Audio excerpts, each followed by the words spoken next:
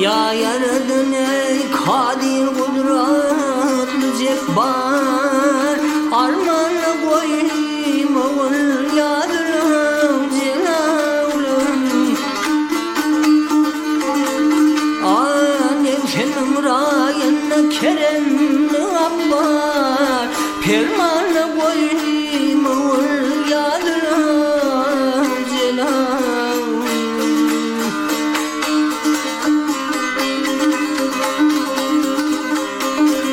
Tenim derdi kalmam, gönlü kallaç, kömrümle giymek koyma adı yalaç.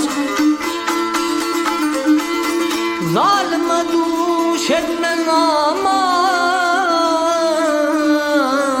demeteç, gam beni koyma ol yadırım celalım.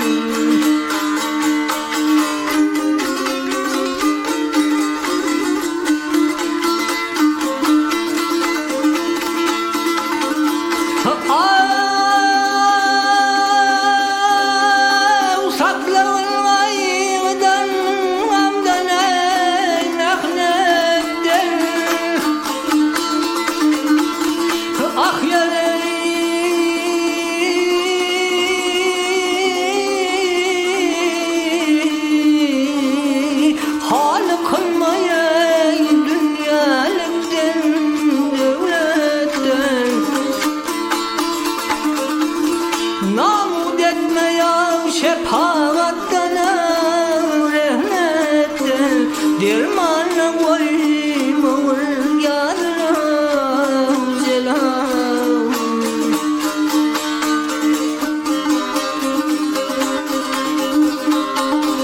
Ey ya kadir senin kudretli kim var?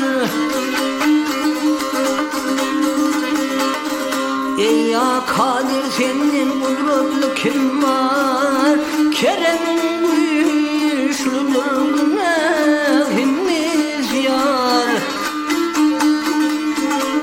Ağır zalim vuruna eylem giriftar, hayrana koyayım oğul yadırım celalım.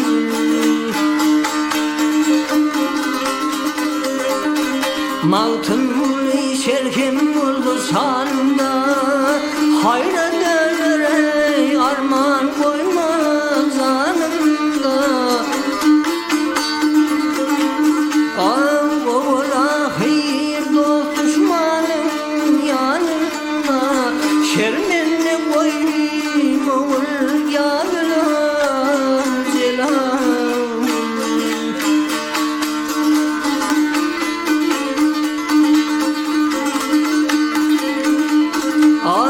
Oğula hayır dost düşmanım yanında, şer